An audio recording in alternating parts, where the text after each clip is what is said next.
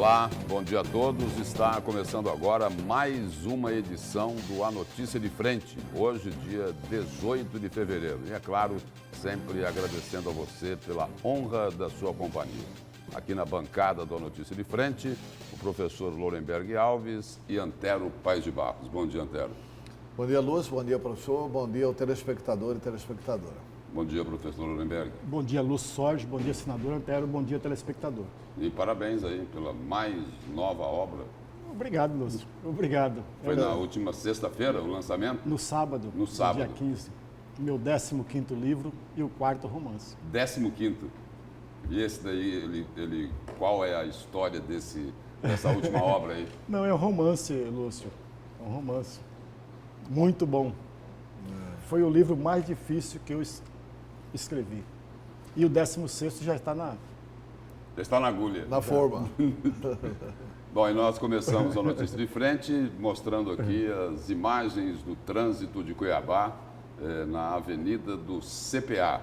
Aí estão as imagens, o trânsito agora às 6h01, ainda relativamente tranquilo na avenida do CPA, nessa imagem um pouco mais fechado. É isso? E nós começamos aqui a Notícia de Frente também, lá no portal Gazeta Digital, destacando: desembargador entra com pedido de aposentadoria. O desembargador Alberto Ferreira de Souza protocolou nesta segunda-feira pedido de aposentadoria ao Tribunal de Justiça de Mato Grosso a partir do próximo dia 3 de março, com mais uma vaga. Com isso, mais uma vaga será aberta para que juízes possam concorrer ao cargo de desembargador através do critério de merecimento. Apenas os 24 magistrados que ocupam a primeira quinta parte dos mais antigos lotados na entrância especial poderão concorrer ao cargo. Os critérios para a escolha do novo desembargador também seguirão a norma que determina a análise da produtividade do candidato, a presteza no exercício das funções, o aperfeiçoamento técnico e a adequação da conduta ao Código de Ética da Magistratura Nacional. E essa substituição aqui, é lógico, não entra naquela cota dos 9, né? São dos 9, porque são 7 juízes e dois cargos normais, né? A ampliação das vagas. E da OAB. Tem um do Ministério Público e um da Ordem dos Advogados do Brasil e 7 juízes, Isso. Sendo alguns por merecimento e outros por outro critério. O bom é que a LOMAN, que é a Lei Orgânica da Magistratura, ela estabelece critérios. Aí basta você ir na ficha de cada juiz e você observa realmente qual juiz que faz jus, que tem direito de ascender ao cargo de desembargador. Eu não estou nem discutindo isso, eu estou discutindo que nós não precisamos disso tudo de desembargador. Nós já temos 30, né? Nós vamos para 39. O Superior Tribunal de Justiça tem 33. Nós temos celeridade nos nossos processos. Quem que vai pagar essa conta? Quem que vai pagar essa conta? Essa conta vai ser paga pelo cidadão. Antero, mas você não acha que tem que melhorar a prestação jurisdicional? Acho, embora acredito que o tribunal já faz um bom trabalho e que a prestação jurisdicional já acontece em Mato Grosso. Eu acho, mas acho que nós temos que melhorar a saúde pública, a educação pública, o transporte intermunicipal, o transporte municipal. Tem uma série de coisas que precisa ser melhorada. E acho que os servidores públicos têm que ter direito à reposição geral anual, coisas que os funcionários do Poder Judiciário têm. Eles fazem parte do Estado. Quer dizer, aí criar 9 vagas de cargo de desembargador é uma coisa assim, na minha opinião, de nonsenso. Nonsenso. Do Poder Judiciário e do Poder Legislativo se aprovar isso na Assembleia. Mas vai aprovar, né? Naquela teoria de que não cabe interferir em outros poderes, cabe sim, pelo funcionamento do Estado. Não pode um poder, arrumar gastos aqui e mandar lá. Quem que vai pagar essa conta? Eu estou esperando essa nota do Tribunal de Justiça, até hoje não vem. Quanto é que vai custar? Quanto que vai custar e quem vai esses 9 pagar? desembargadores. Porque não são só... são 9, porque esse aí é substituto, então Isso. já tem lá o gabinete dele. Mas assim, 9 desembargadores. Quantos cargos vão junto com o desembargador? Quantas pessoas ele tem direito de nomear? Qual a estrutura física do tribunal? Quanto custará criar 9 gabinetes? Qual que é a construção prevista? Quando que será feita a construção? Quanto que custa isso? E quanto que isso vai impactar no duodécimo? Ou já tem duodécimo para fazer isso? Como é que é isso? Se já tem duodécimo para fazer isso, é grave. Então o Tribunal de Justiça recebia muito mais dinheiro do que precisava. Se não tem duodécimo para fazer isso, é mais grave ainda. E nós estamos aqui festejando. Ah, parabéns. Vamos ter mais desembargador. O Ministério Público festeja. Ah, é mais um nosso que vai para lá. Aí o OAB festeja. Ah, é mais um do 5º Constitucional. Não, lá na OAB, Da OAB. estão mudando até as regras, não é? Mudaram. Por causa as da regras. indicação do novo desembargador. Né? A OAB mudou as regras para indicar Ulisses Jabaneda. Né? A OAB mudou as regras para que seja possível a candidatura do advogado Ulisses Jabaneda, E lá no que Ministério... é um brilhante advogado criminalista, que foi um extraordinário juiz eleitoral, que é uma pessoa que tem notório saber jurídico, que eu, assim, ficaria orgulhoso de tê-lo como desembargador.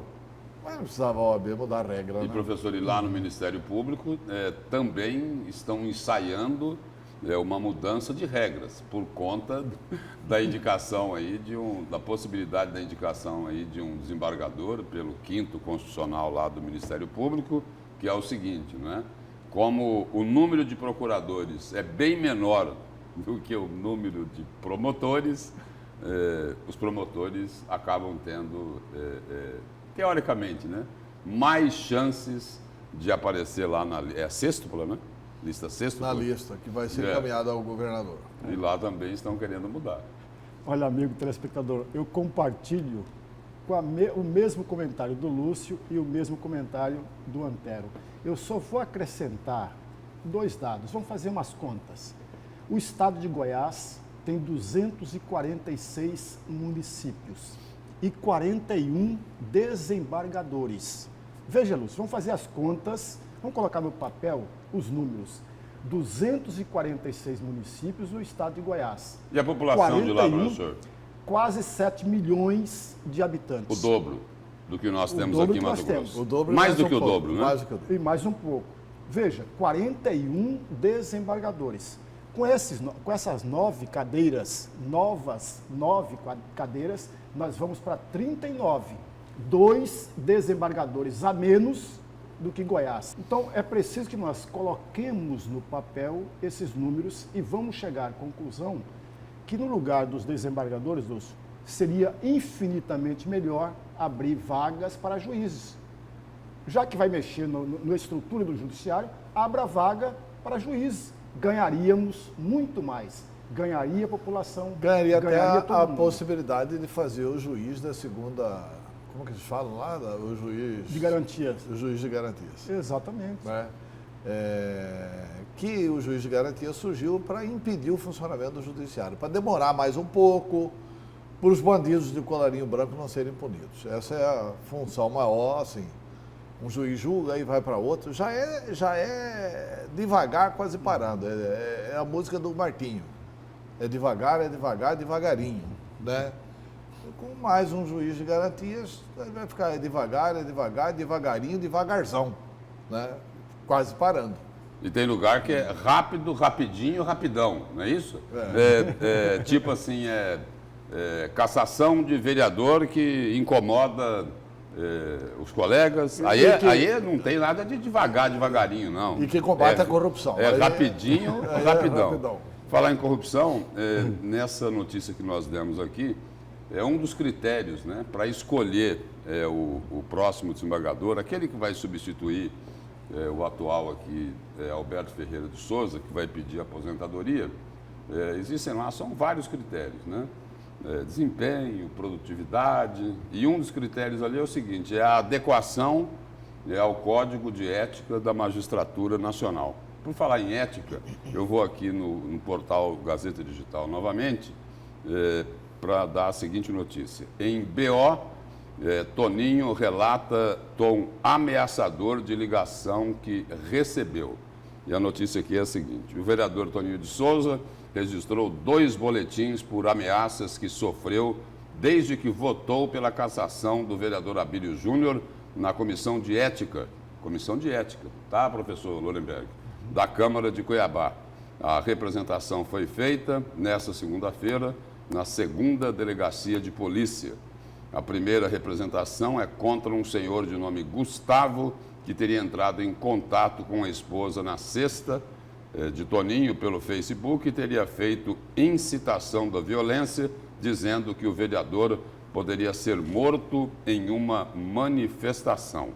A outra ação da ocorrência é por ameaça de morte. Abílio nega participação nas ameaças ao colega.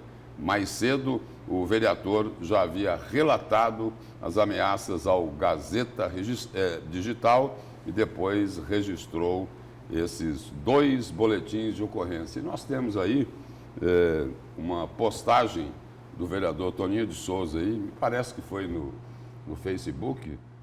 Vamos ver esse vídeo aí, o que é que ele fala.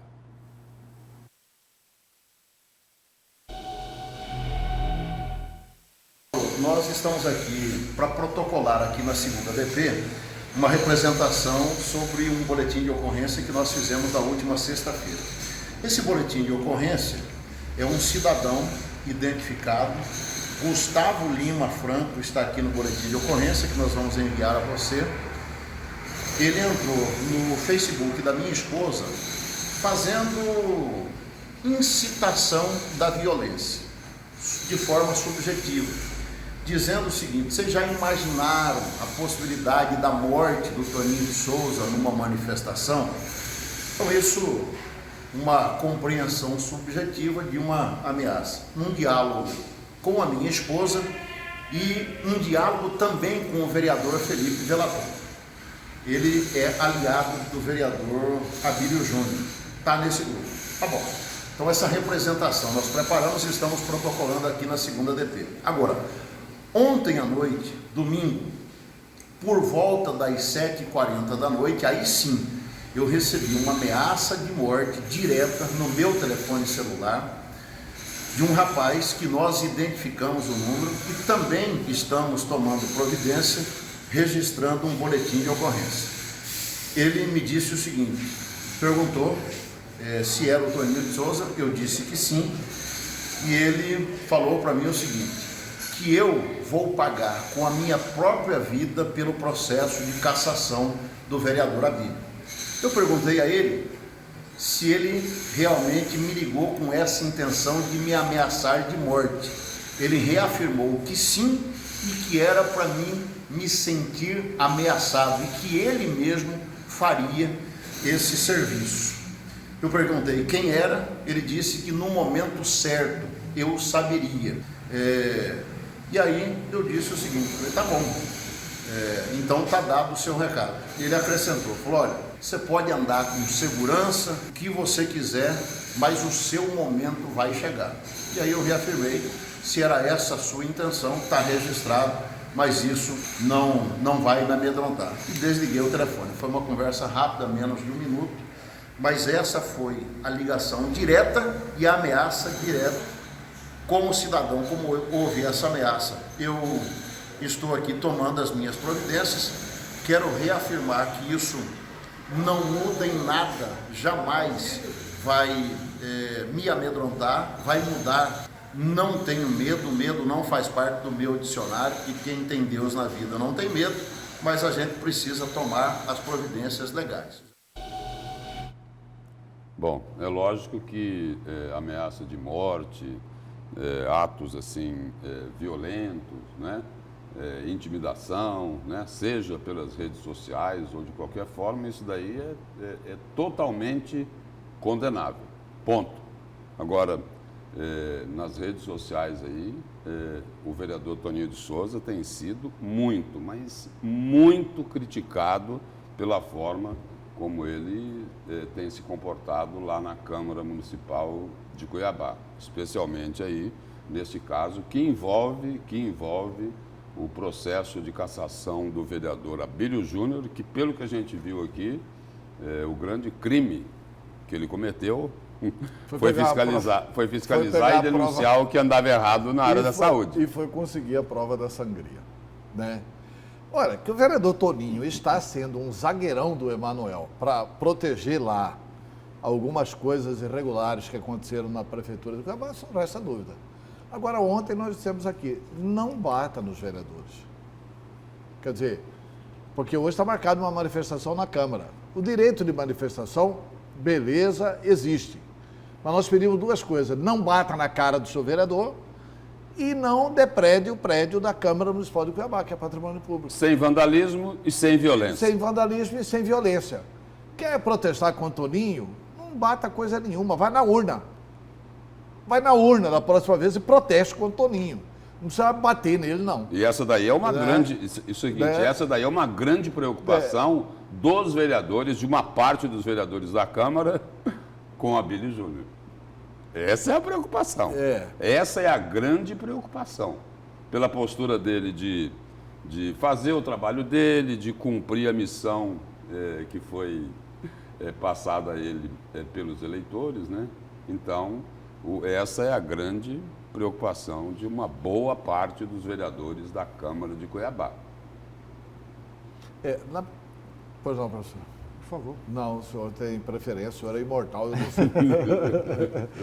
Não, olha, eu concordo em gênero, número e grau que as manifestações são livres e devem ser feitas em todo instante. Afinal de contas, nós estamos tentando trilhar, a meu juízo ainda não chegamos, mas estamos tentando trilhar o caminho de um Estado democrático e de direito.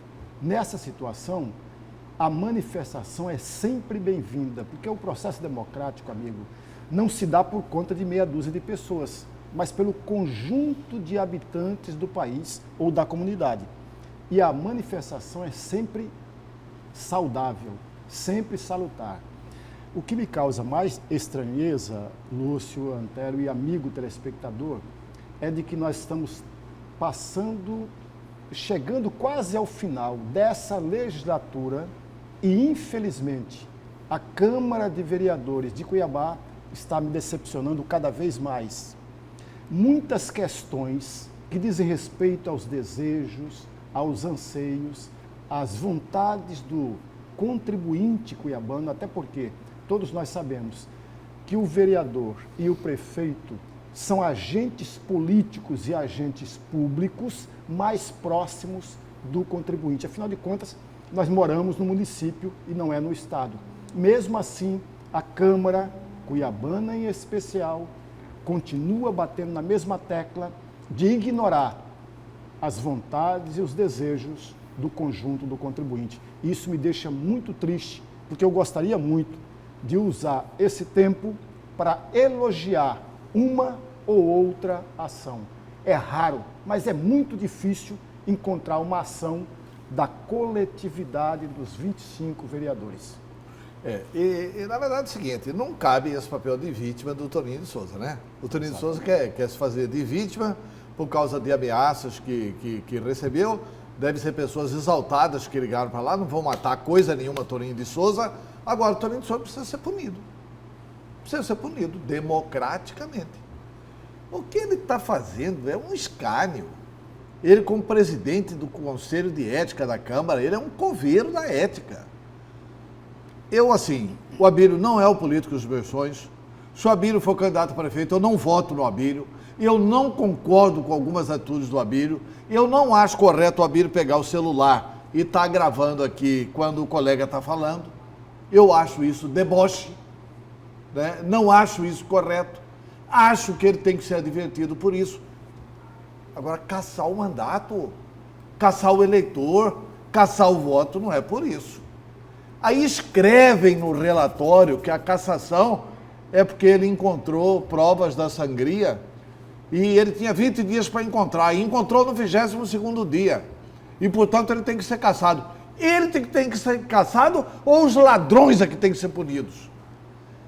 Aí o Toninho de Souza lidera lá e faz a cabeça do Joelson, do vereador Joelson, para tentar fazer uma CPI secreta da Câmara.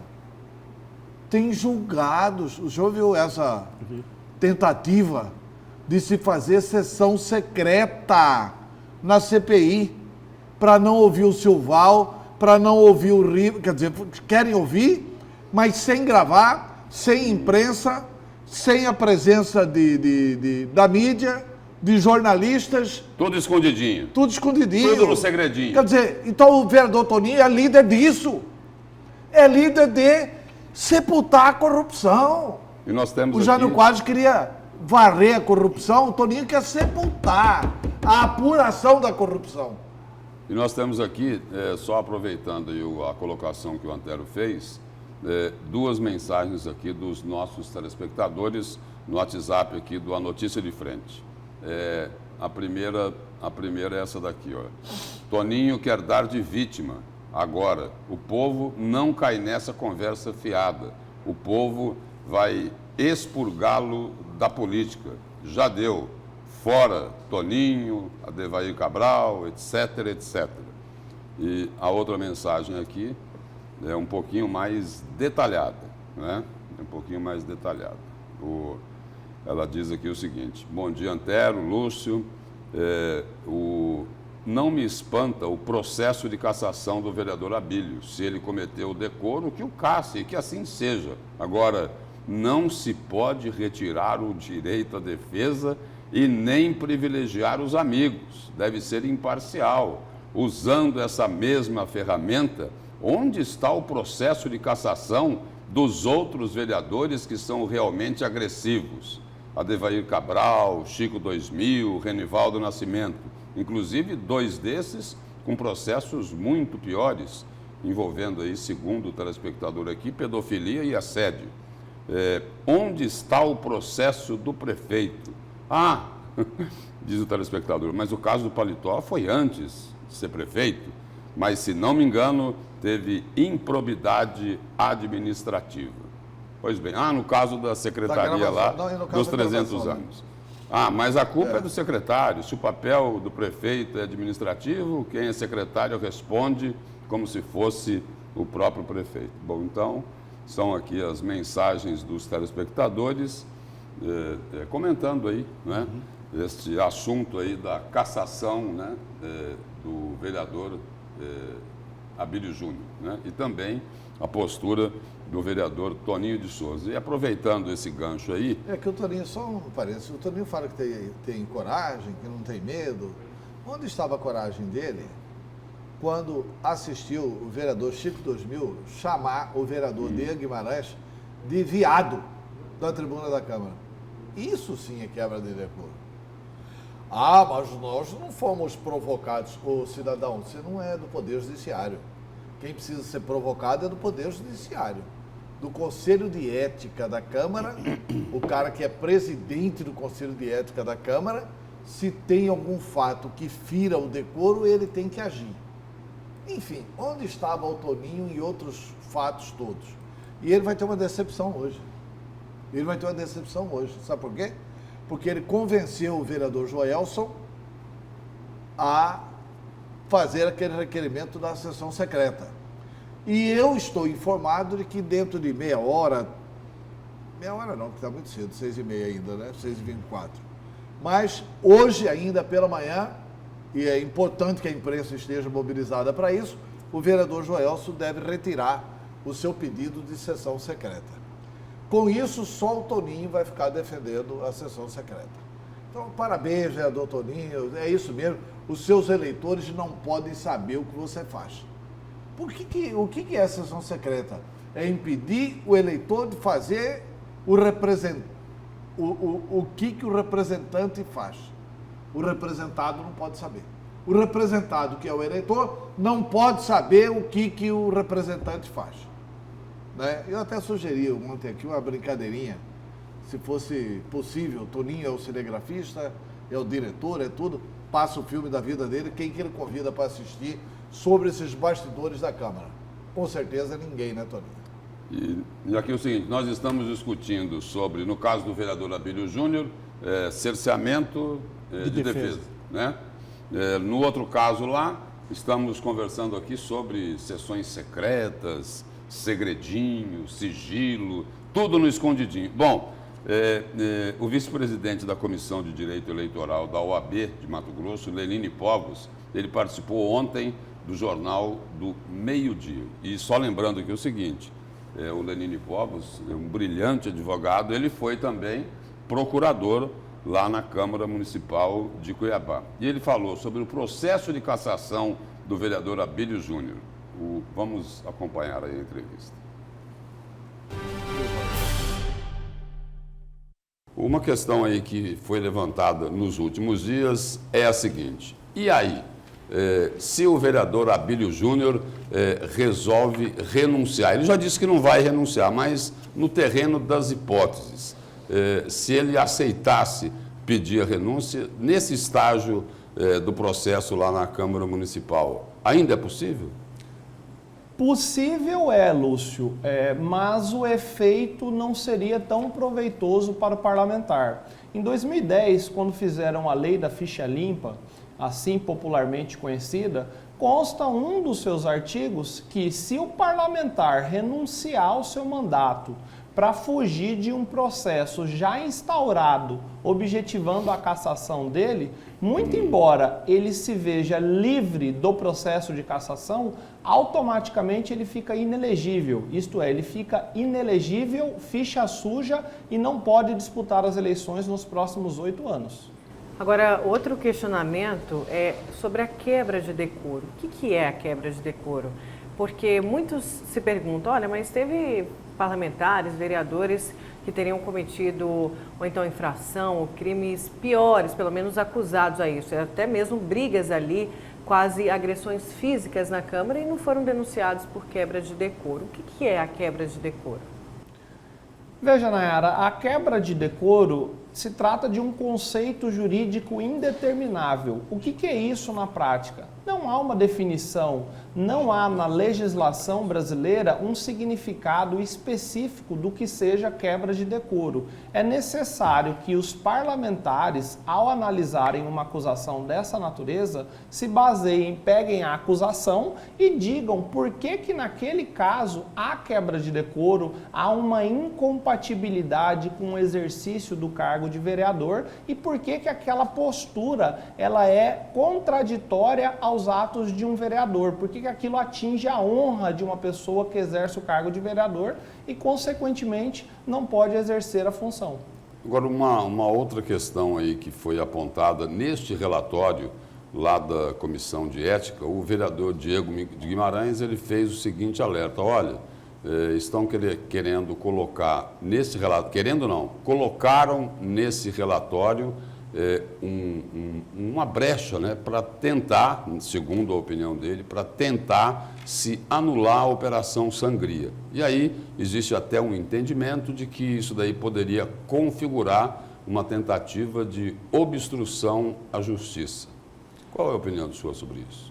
Lúcio, eu não conheço a fundo essa discussão para emitir um juízo de valor específico, mas o que eu posso... Porque o detalhe que ele coloca ali é o seguinte, de que o vereador Abílio Júnior não estaria autorizado pela CPI para ir levantar as informações lá no Hospital São Benedito. Aí ele foi, levantou as informações, acabou indo para o Ministério Público, resultou na prisão de várias pessoas, entre elas o ex-secretário de Saúde, Ruarque Douglas Correia. A alegação é essa.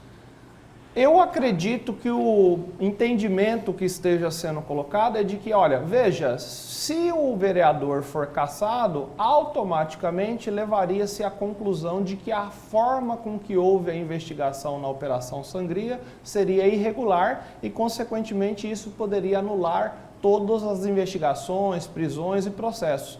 Eu tenho minhas dúvidas se esse entendimento é o melhor do ponto de vista jurídico, Lúcio. Porque um processo, ele independe do outro, eles são autônomos. O processo de cassação, muito embora tenha ligação com as investigações na área da saúde, ele não interfere diretamente nessas operações. Porque o Ministério Público recebeu o relatório lá da CPI da Saúde, mas não deve ter se baseado unicamente no relatório para poder deflagrar a Operação Sangria. É isso que o senhor falou? Basicamente isso, Lúcio, até porque o processo de cassação ele é administrativo, ele cabe exclusivamente aos vereadores. Já a questão relacionada à Operação Sangria é um processo desencadeado no Poder Judiciário e eles são autônomos. A cassação ou não interfere no processo da Operação Sangria, na minha opinião. Agora, mais um questionamento sobre esse processo do vereador Abílio. O senhor é vice-presidente da Comissão de Direito Eleitoral da OAB.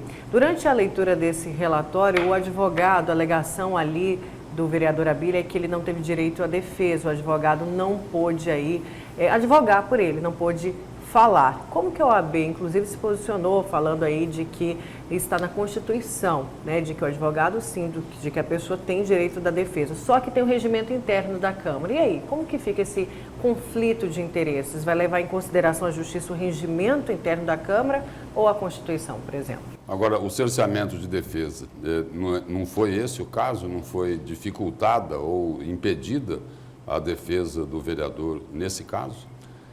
Qualquer acusado tem o direito de se defender, de constituir advogado, de se manifestar contra as acusações que são colocadas contra ele.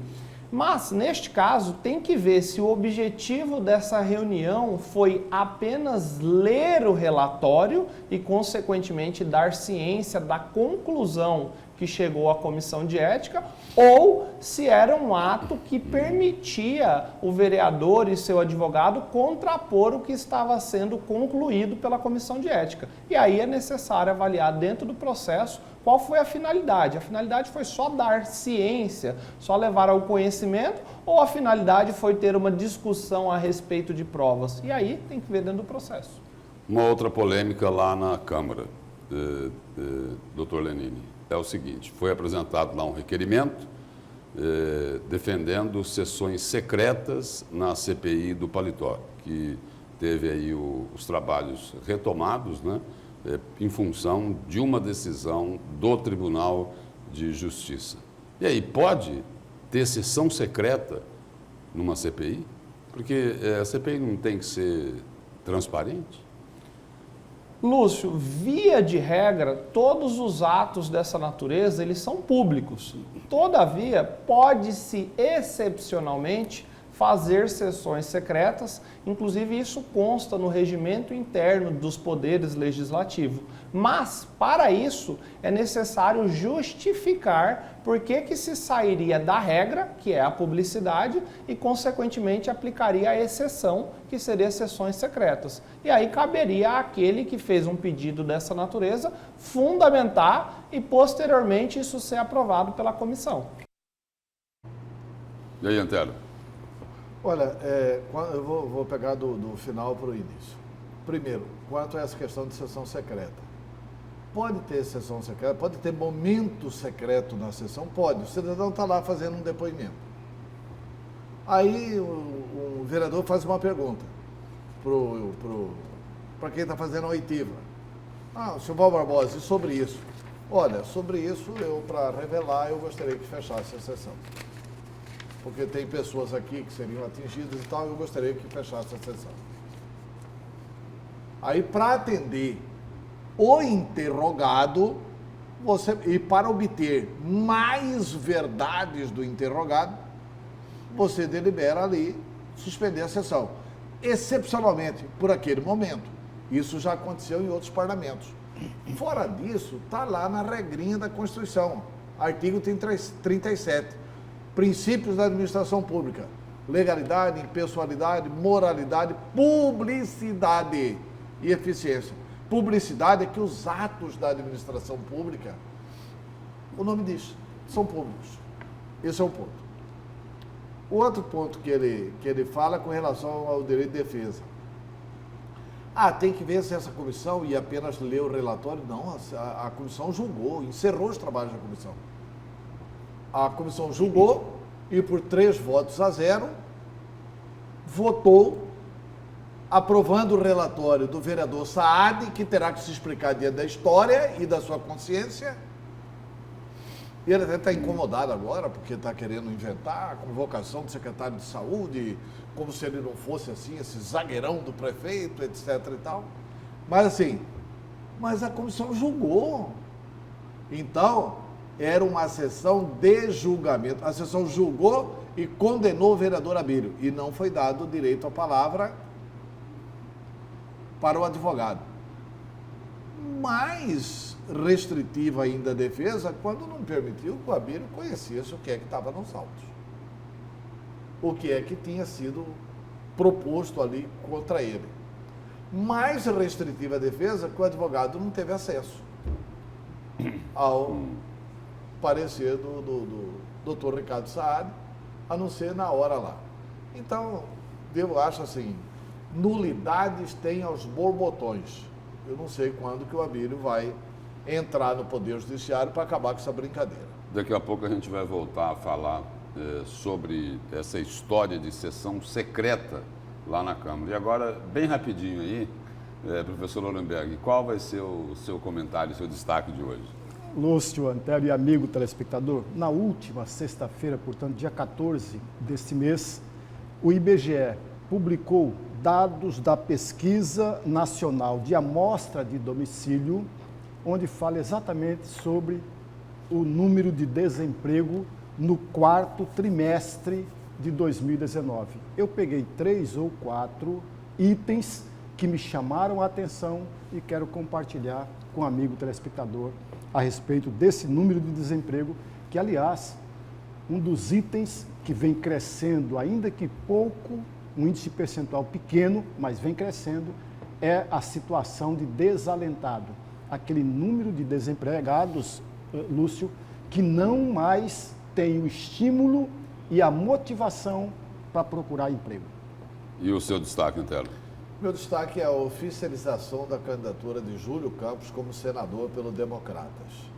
A oficialização aconteceu, a oficialização ocorreu por unanimidade e a oficialização, no meu entender, eu vou explicar depois, vai provar que o infanto-juvenil estava certo. Né? Mauro Carvalho, que foi acusado de ser infanto-juvenil, na minha opinião, estava certo. O DEM, muito provavelmente, vai definitivamente rachar com a candidatura do Júlio Campos, depois eu explico por quê.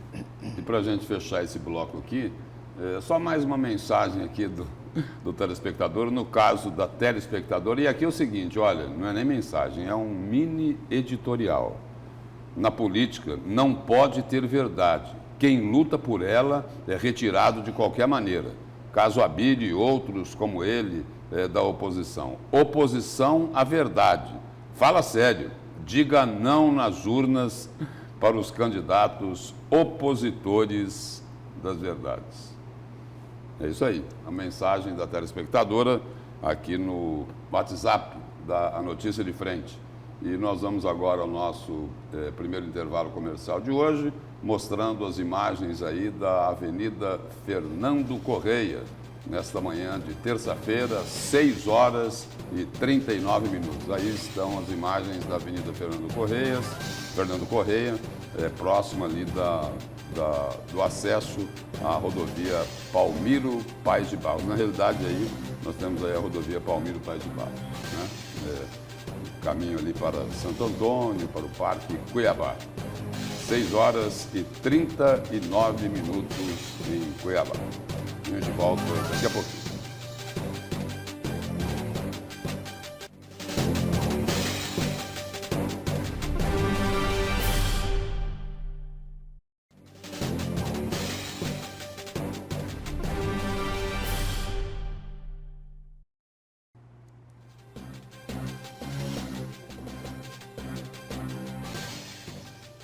Nós estamos de volta aqui com a notícia de frente desta terça-feira e vamos aqui agora a mais imagens do trânsito de Cuiabá neste momento. Vamos ver aí as imagens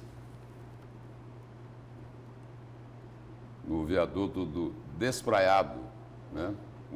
Ali na Avenida Miguel Sutil, aí o viaduto pela parte de cima, as duas vias aí da Miguel Sutil. E agora o seguinte, o presidente, como nós falamos no bloco anterior, que a gente ia falar aí sobre essas sessões secretas, né? A proposta de fechar as portas lá na retomada, né? Os trabalhos foram reiniciados lá na CPI do Paletó, que investiga o prefeito Emanuel Pinheiro. O presidente da CPI, na Câmara, garante que vai recorrer à Justiça para evitar as sessões secretas. Os detalhes com o repórter Luiz Vieira. A discussão surgiu durante a retomada aos trabalhos da CPI do Paletó. O vereador Sargento Joelson apresentou uma proposta para que as sessões a partir de agora sejam secretas. E isso gerou muita polêmica, é claro, porque desta forma as sessões ficariam limitadas aí para o acesso às informações por parte da população e também da imprensa. E sobre este assunto eu converso com o vereador Marcelo Bussic, que é presidente da CPI, inclusive é contra essa medida, né, vereador? Como é que está sendo discutido isso? Qual foi a justificativa para a apresentação dessa proposta por parte do parlamentar? O vereador Joelson, ele baseou o seu pedido com base na lei de abuso de autoridade. Uma proposta como essa é totalmente incabível no momento que vivemos hoje de transparência. Esconder o quê? Secreta por quê? O que quer esconder nessa apuração da CPI? Não temos nada a esconder, muito pelo contrário, nós devemos obrigação para a população cuiabana, a imprensa também tem que ter acesso e toda a população que aqui quiser assistir, seja presencialmente ou seja por meio das mídias sociais. Nós somos contra esse processo, nós acatamos o requerimento, porque é obrigação receber todo e qualquer requerimento, vamos analisar os aspectos técnicos e jurídicos e, se possível, vamos ingressar até no judiciário para impedir que isso aconteça aqui na Câmara Municipal. Os vereadores, principalmente da comissão, têm a obrigação de fiscalizar, apurar os dois objetos, não procurar esconder uma sessão a portas fechadas para que ninguém tenha acesso. Esconder por quê e para quê? Quem tem interesse numa sessão fechada aqui na Câmara Municipal da CPI do Paletó? Essa pergunta não quer calar e não vamos permitir que isso aconteça. Até porque, nesse caso, né, presidente, seria a oportunidade até mesmo de, caso não haja nenhuma irregularidade, é a oportunidade de os envolvidos, aí, os que estão sendo apontados durante essa CPI, de provarem sua inocência. Né? Exatamente. Já abrimos oportunidade ao prefeito municipal, ele é o principal interessado, de vir aqui esclarecer todos esses fatos. Até o momento, ele não se manifestou sobre o caso, não dá resposta nenhuma sobre toda aquela situação e nós vamos oportunizar novamente, seja por meio de um convite ou uma convocação do prefeito municipal, para que ele venha aqui e esclareça todos os fatos. Enquanto ele não faz isso, nós vamos fazer a oitiva do Silvio César, ex-chefe de gabinete, quarta-feira, dia 19 de fevereiro, Silval Barbosa, dia 2 de março, ambos já foram notificados pela CPI, já estão cientes das datas e o Silvio já confirmou a presença, ele e seu advogado. Dia 9 de março, Valdecir Cardoso, que instalou a câmera e fez uma declaração no cartório falando que o prefeito seria inocente. Dia 16, o ex-secretário Alan Zanata. Os requerimentos que recebemos, igual esse do Sargento Joelson, nós vamos fazer uma pré-análise sobre todos os requerimentos, técnica e jurídica, para aí sim, no momento oportuno, nós vamos colocar em deliberação. A CPI continua, o andamento normal e quarta-feira a primeira oitiva marcada. Para a gente finalizar, já é possível dizer algo que já foi apurado pela CPI, já há indícios aí de irregularidades? A CPI, nós estamos recomeçando ela, até porque a composição anterior, a CPI, ela foi judicialmente,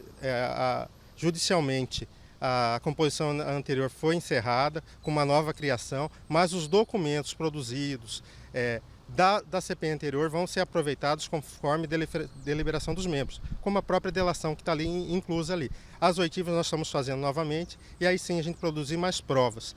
A CPI anterior produziu provas e encaminhou para o Ministério Público. Só que agora com a nova composição nós temos que fazer tudo novamente e vamos continuar esse trabalho, aprofundar nas investigações, de portas abertas para a população e para toda a imprensa. Ok, obrigado, vereador, pelas informações. Bom, então continuam os trabalhos da CPI do Paletó, mais pessoas já estão marcadas aí para serem ouvidas e como o presidente da CPI disse, essa questão sobre se as sessões serão secretas ou não, isso deverá ser decidido em breve e posteriormente o resultado disso deverá ser apresentado pela presidência da comissão. Com imagens de Agnaldo Gomes e apoio técnico de Alessandro, Luiz Vieira para a Notícia de Frente. E os nossos telespectadores aqui, Antero, continuam comentando o que está acontecendo e essas polêmicas envolvendo a Câmara Municipal de Cuiabá. A mensagem aqui do Marcos de Várzea Grande. Bom dia, trio da notícia. O nosso Brasil, em especial Mato Grosso, é igualzinho o Velho Oeste dos filmes de faroeste, onde impera a lei do mais forte. É vergonhoso. Quem faz o correto é punido. Quem faz errado é contemplado e coroado pela podridão fétida que assola a política brasileira. É muito triste, mas é real. E, infelizmente, temos que conviver com tudo isso. É o Marcos, lá de Várzea Grande. E tem uma outra mensagem aqui, ó. Bom dia, parabéns pelo programa. Será que com tudo isso que está estampado através de vídeos e provas documentais, ainda querem achar que somos idiotas? Aí reclamam do povo chamar a Câmara Municipal de Casa dos Horrores? É o Roseval Rodrigues. Esse daqui é lá do presidente do sindicato do Poder Judiciário, né? Do Tribunal de Justiça. Que tem uma longa luta em defesa dos direitos trabalhistas, né? E tem uma outra mensagem aqui também. Bom dia, bancada. Eu pergunto, esse vereador podia tomar vergonha na cara. Não tem projeto, nem em benefício da população de Cuiabá. Toninho de Souza só serve aí, o telespectador pegou pesado, né? Me parece que o Aélio ou o Célio de CPA2. Toninho de Souza só serve para tampar a cocheira do prefeito. Votei no Toninho, não voto mais. Todos são pilantras, farinha do mesmo saco. Bom dia, Antero. Sou seu fã, hein? Aélio, lá do CPA2. Então, um abraço aí, Adélio. Obrigado pela mensagem. Essas são aí as opiniões, né, dos telespectadores em relação a esses casos que envolvem lá a Câmara Municipal, e as opiniões praticamente são as mesmas, né? Não diferem porque é um sentimento de indignação que as pessoas estão... esse sentimento que elas têm hoje. Eu fico triste pela instituição, né? A Câmara de Cuiabá é uma baita instituição. A Câmara de Vereadores é para tratar dos interesses de Cuiabá. Há quanto tempo não temos um debate qualificado na Câmara? Há quanto tempo não debatemos a questão da lei do uso do solo?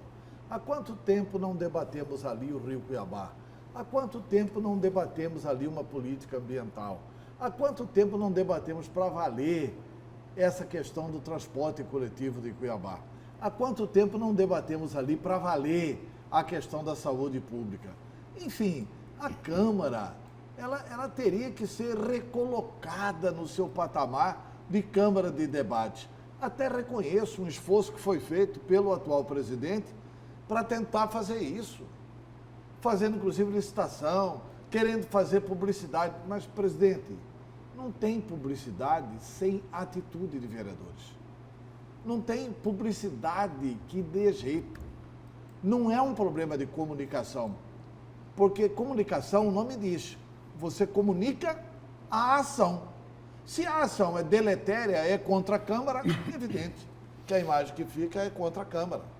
A ação dos integrantes, de uma parte, pelo menos, dos integrantes da Câmara, tem sido contra a Câmara de Cuiabá. O que é lamentável, né? Porque é bom que o parlamento seja forte e seja respeitado. A Câmara caminha celeremente para ser muito pior do que Casa dos Horrores. Casa dos Horrores passou a ser elogio. Bom, e agora... Pois não, professor. Até porque o parlamento, ele não é contra a administração pública, é ao contrário. Tem que ajudar a administração pública apontando os desacertos e apontando as virtudes da administração. Ajudando. Quando você faz crítica, Lúcio, você está ajudando a própria administração. Por outro lado, Só um pequeno parênteses, uma indagação. O presidente da CPI do Paletó disse que a partir de quarta-feira, portanto amanhã, vai começar na outra semana. Eu acho que é depois do Carnaval. Depois do Carnaval. O Brasil começa depois do Carnaval. Depois do Carnaval. Vai começar os depoimentos. A minha pergunta é, será que não está atropelando os passos? Porque, veja, 2 integrantes desta CPI são novos. Não estavam participando lá naquela primeira CPI que foi reorganizada. Existem dados que estão sendo coletados por uma série de investigações. Será que esse conjunto de integrantes dessa CPI já teve contato com esses dados? Já os analisou?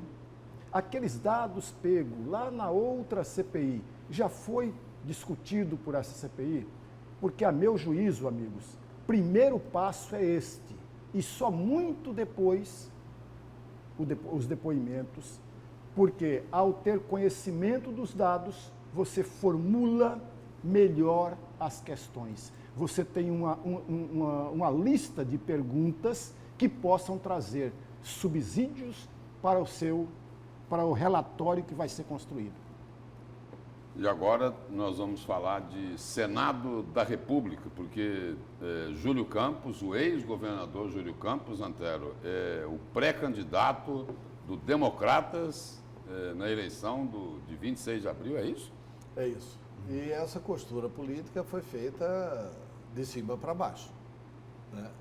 Primeiro, o senador Jaime Campos se postou ao lado do Davi Alcolumbre, como se o Davi Alcolumbre tivesse bastante votos em Mato Grosso, né? Mato Grosso admira Davi Alcolumbre, né? Que na presidência do Senado é uma negação. É muito pior que o Renan Calheiros. Mas aí o Jaime Campos ao lado do Renan Calheiros e o Davi Alcolumbre deu o título de general para o Júlio Campos. Não, Júlio Campos é nosso general e deve ser o nosso candidato aí. Então, assim, costurada a candidatura em cúpula nacional, ontem teve uma reunião no gabinete do governador Mauro Mendes. Foram se reunir lá todos os integrantes da executiva do Democratas e foi aprovada por unanimidade a candidatura do Júlio Campos. Ele era o único nome que se colocou à disposição. O Dilmar Dal Bosco chegou a colocar a candidatura dele, mas depois que ele viu que foi atropelado, ele retirou a candidatura dele. Portanto, o único nome que permaneceu foi o de Júlio Campos. Primeiro que eu acho legítimo a postulação de Júlio Campos como candidato a senador pelo DEM. Mas também entendo, porque muito recentemente o Jaime Campos deu um pito, deu uma bronca pública, deu um pito público no secretário da Casa Civil, Mauro Carvalho. A história vai dar razão a Mauro Carvalho.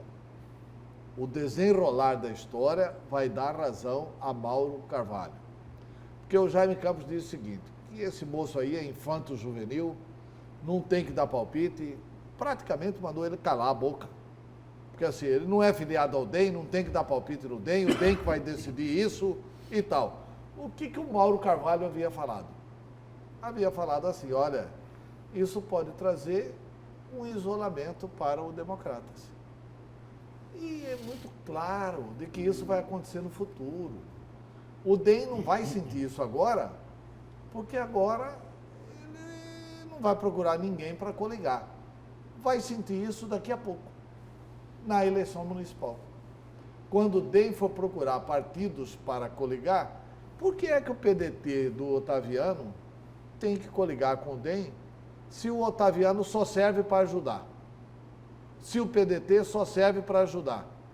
Otaviano para ser vice, serve. Otaviano para ajudar, serve. Otaviano para ser vice em 2010, serve. Aí quando o Otaviano fala, olha, vou disputar essa eleição, não é sua vez, agora é Júlio Campos. Agora é o nosso general, é o Júlio. Nós só aceitamos coligação para apoiar o DEM. Por que é que o PSD de Carlos Fávaro vai um dia voltar a apoiar o DEM? Não vai nunca mais. Na eleição do Mauro Mendes, apoiou o Democratas. Então, não é de todo imprevisível, não é de todo um recado infanto-juvenil, quando o secretário-chefe da Casa Civil diz o seguinte: olha, nós podemos ficar isolados. É o que eu acho que pode acontecer como reação da política. Se bem que cada momento é um momento, pode ser que no futuro estejam todos juntos novamente, abraçados, etc. e tal, mas neste momento o DEM cria um problema para o seu futuro, né? E também pela convivência interna do governo Mauro Mendes. Porque, assim, como é que o governador não apoia seu vice? Sendo que o vice foi extremamente leal ao governo, apoiando o governador, no caso, Mauro Mendes, em 2010, quando foi vice do Mauro Mendes e perdeu para o Silval, e agora, quando se elegeu como vice do Mauro Mendes. Eu, sinceramente, acho que pode trazer uma séria dor de cabeça ao Democratas. Isso tudo se amenizaria se o Júlio ganhar a eleição, né? Se o Júlio ganhar a eleição, isso tudo pode ser amenizado. Mas mesmo assim, como é que ficaria o sentimento do Fávaro e do Otaviano? Porque o Otaviano não precisa renunciar. Ele vai continuar vice-governador.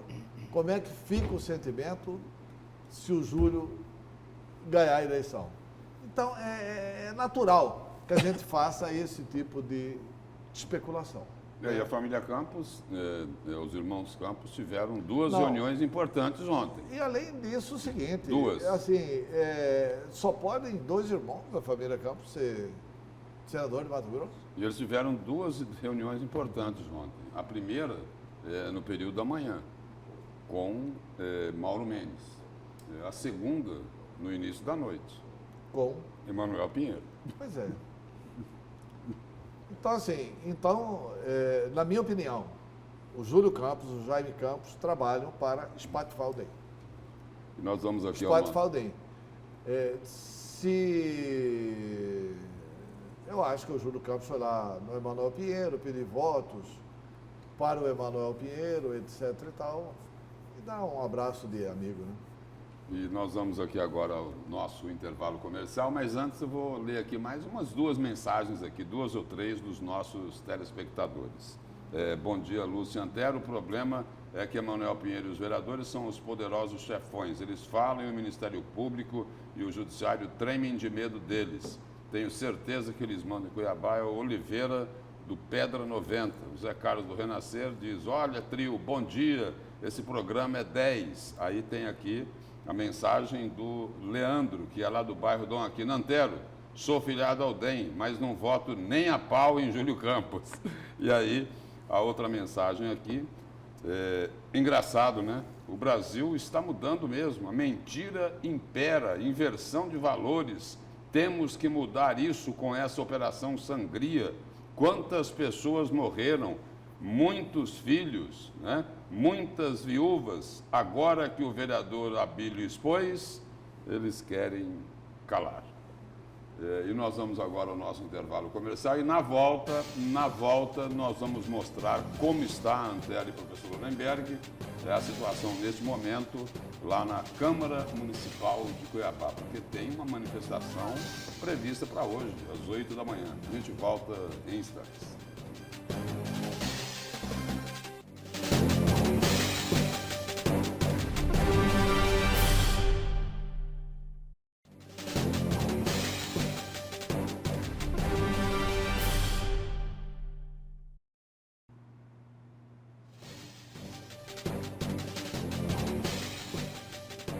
Nós estamos de volta com a notícia de frente desta terça-feira. Vamos direto aqui para o WhatsApp, para as mensagens dos telespectadores. Lúcio Antero, isso é manobra para ele impedir que o povo entre para participar da sessão da Câmara. Falando do Toninho, é uma estratégia do Toninho de Souza, é uma estratégia porque eles iriam vetar a população, mas eles não tinham prerrogativas legais para barrar o Toninho. Ágil com esse BO, para assim impedir que a população entre na sessão, e ele foi ameaçado. Tem que ter as provas. É a mensagem aí do telespectador do A Notícia de Frente, que comenta também lá no início da mensagem sobre o hospital veterinário. Olha, o prefeito iria lançar a obra, só que o terreno tem dono. Aí ele brinca aqui, ó, vou colocar aqui, ó. Olha, eu vi a propaganda. Brinca com o Galvão Bueno. Tem como isso, Arnaldo? Eu elogiei ontem aqui o lançamento do hospital veterinário, mas eu achei que estava pronto. Né? É que o prefeito faz propaganda. Eu vi a propaganda e falei, pô, espetacular. Eu vi a propaganda na televisão. Hospital veterinário, os animais sendo atendidos e tal. Eu falei, pô, que bacana, cara. É uma grande ideia do prefeito Emanuel Pinheiro. Agora, era o lançamento de placa e ainda assim num terreno que não é da prefeitura. Porque o proprietário barrou o lançamento agora. Suspendeu o lançamento agora. Antes, particulares que invadiam o terreno público. Né?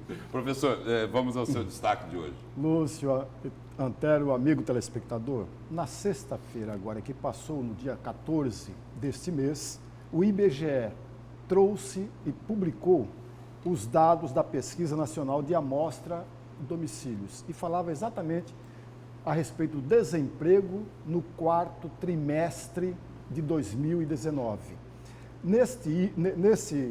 Nessa matéria, eu destaquei 3 pontos. O primeiro deles, o número de desalentados, ou seja, de desempregados, que estão na situação de desalento, que vem crescendo na região Nordeste e no Sudeste. No Sudeste, por exemplo, chega a um pouco mais de 900 pessoas. Já no Nordeste, quase 3 milhões de pessoas. Para ser mais preciso, 2.869.000 pessoas.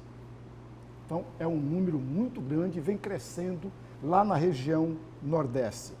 Por outro lado, um outro dado que aparece na pesquisa é que o índice percentual de mulheres desempregadas é um pouco maior do que a dos homens.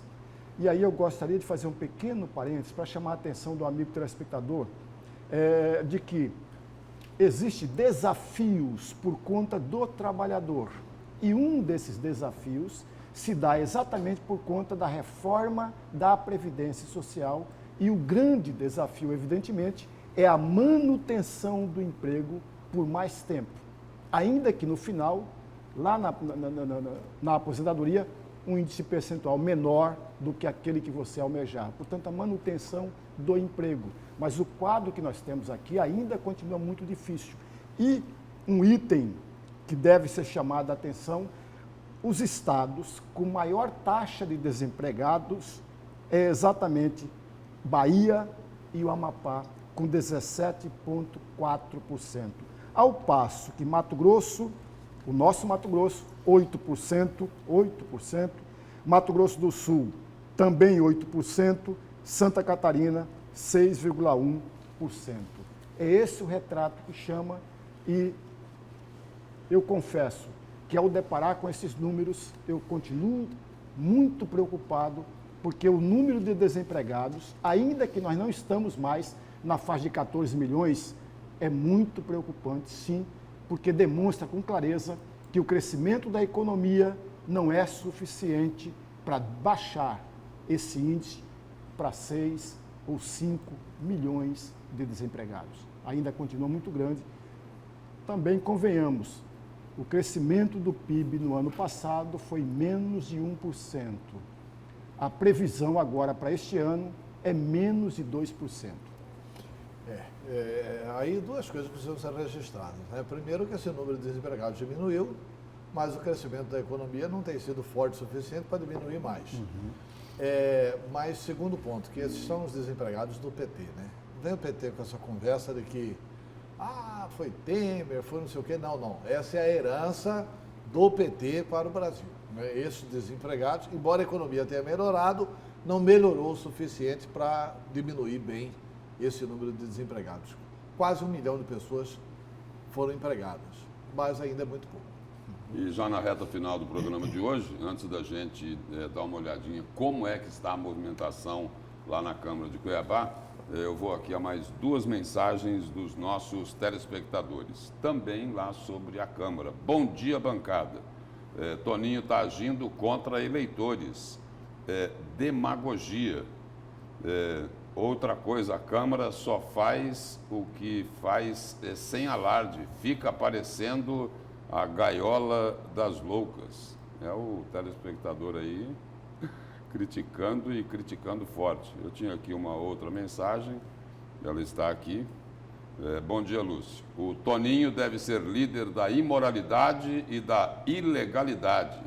As urnas vão dar a resposta em 2020. As mensagens, portanto, aqui dos telespectadores da Notícia de Frente. E agora nós vamos lá para a Câmara Municipal de Cuiabá, onde está a repórter Nayana Bricá.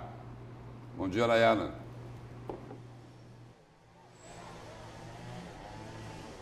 Oi, Haroldo.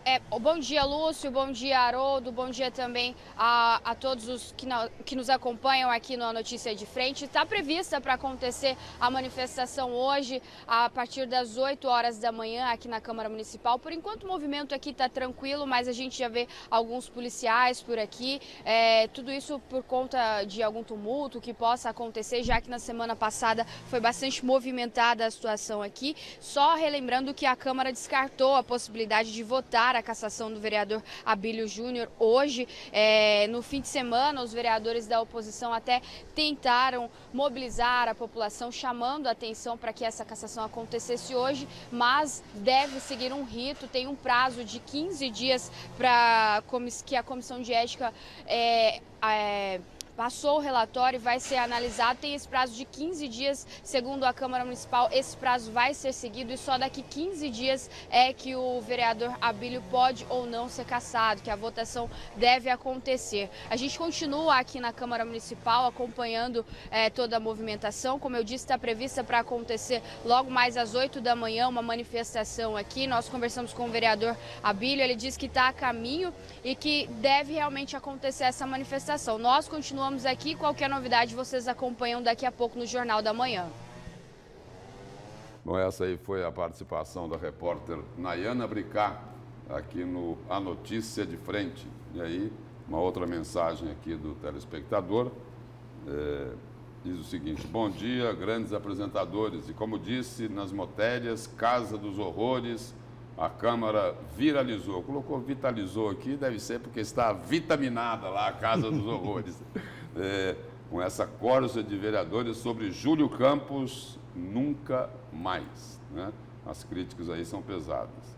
Se eu roubasse uma galinha, já é outra mensagem aqui, eu estava preso. Né? Prefeito filmado e registrado para o mundo, não deu nada. Na verdade, nós eleitores não vemos nada de progresso. A gente só vê se falando em políticos ladrões que roubam. O que adianta votar nesses políticos todos os dias? Fala que de desvio de verbas, fora as casas que não caíram ainda. Então, é a opinião aí indignada dos telespectadores, e aí aguardando na antena para saber o que é que vai acontecer hoje lá na Câmara Municipal de Cuiabá. Eu estou antecipando aqui, deve acontecer, ele me garantiu ontem à noite por telefone, o vereador Sargento Joelson vai retirar o pedido da sessão secreta, o que faz muito bem. É melhor ele retirar do que a justiça determinar.